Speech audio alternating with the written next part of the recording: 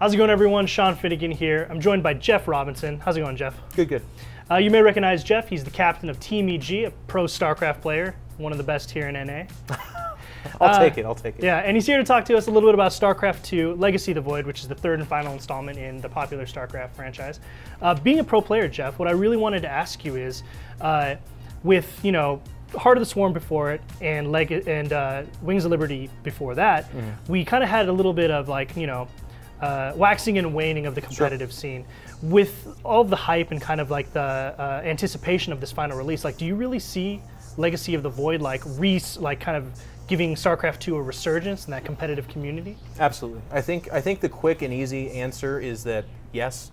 Anytime you shine a nice bright light on something that is as big as a Blizzard release or just StarCraft. It's got such a lineage. It's been around for 17 years. I think back to 1998 is when StarCraft first came out. I remember the PC. I'm not going to go down the trail. Anyways, it was a long time ago. Yes, it's going to have a lot of attention just because it's the new iteration. Moving beyond that, I think the exciting new units, the more kind of attention to detail in terms of different abilities, more micro-oriented, a faster-paced game with that economy just being much more interesting and dynamic that way. I feel like this is the real-time strategy game that people can get really excited about and really enjoy, and it's fitting that it's the final form of StarCraft 2 at least, because this has to be a good showing, because this is what's going to carry it for hopefully another 10 years.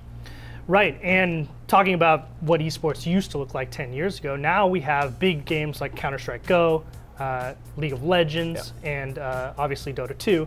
How do you see Legacy of the Void kind of rallying its community behind the esports people, the people who are really into competitive gaming, now that this landscape is so different? Do you think maybe that Legacy of the Void has legs? Do we feel like that's the case? Absolutely. I think the biggest question will be how much and for how long. It's always going to be one of those top 5 games. Gone are the days of 2010 where Twitch is kind of coming up, and so is StarCraft 2, Wings of Liberty, where it was the sole esport game that people really tuned into. Sure. Now, like you said, that list of games, they're all doing amazingly well. Where does StarCraft 2 Legacy of the Void fit in there? I would never sit here and be like, oh, it's going to be #1. No question in my mind. I think that would be far-fetched, but is it going to be top 4, top 5, top 3? On release? Is it going to have tournaments that break 200,000 viewers? Yeah, I think so. I think a lot of that is because it's going to be the new flashy thing, but a lot of that is also going to be because I feel like, especially with the closed beta and what we're seeing from Blizzard, it looks to be a better game, and we've already seen StarCraft 2 project those kind of numbers and do that well. I think a better version of that game can do really well. Totally. So you personally are actually a pro player, and you play. You've been playing at the highest level for a very long time now. Is there anything about Legacy of the Void that stands out to you personally that you would that you think was brilliant of Blizzard to include? I cannot say enough how big of a deal it is that they changed the economy and they made the game feel faster.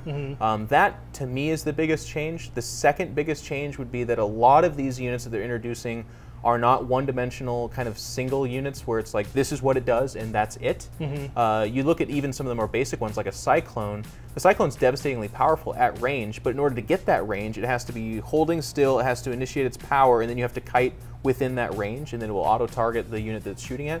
But if you don't click on like a high-priority target, you target something less, other things will close the distance and kill that fairly expensive mechanical unit you just made. So all these little kind of not necessarily storylines, but metas inside of each unit make for a much more enjoyable viewing experience and playing experience. I feel like the players that can make those things do magical stuff are going to get bigger recognition because those things can do magical stuff. And I think that's going to make for a much more exciting game. The best players will show us why they're the best, and that'll be really interesting to watch.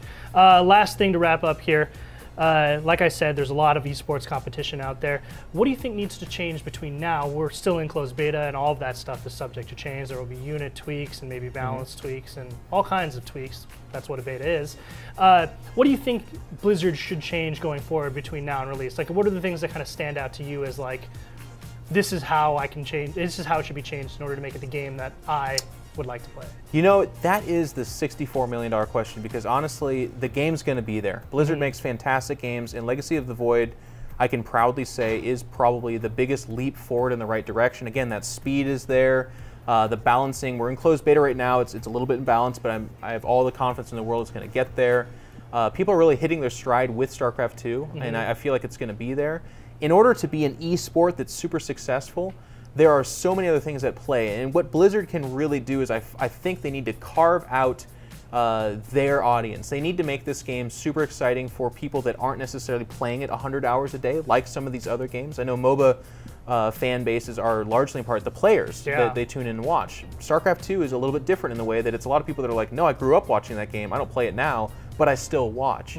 So Blizzard needs to make it accessible and enjoyable for them, while also making it enjoyable for the noob and the pro. It needs to be it's a tough thing. So what they can do with that is just continue to work on the presentation and also make the leagues more competitive. Right. We have that, it's weird to call it a problem, but Koreans dominate StarCraft 2, right? They've taken it to a new level, and that's great, and there's a lot of people, the very competitive-minded people, that would say that's how it should be. Yeah. But perhaps you make it a little bit more interesting by having some more isolated leagues that aren't necessarily blocking out the Koreans, because I don't think that's fair, but making it more diverse with non-Koreans so that there's a little bit more of a mix in there. And that's a tightrope to walk, but if they can do that, I think that's a really interesting viewing experience. Absolutely. All right, Geoff, thank you so much for talking us through Legacy of the Void. I, like you, am just really stoked on seeing this game come back. I was a big fan, and I'm just really stoked on getting back into it. It's going to be great. Yeah.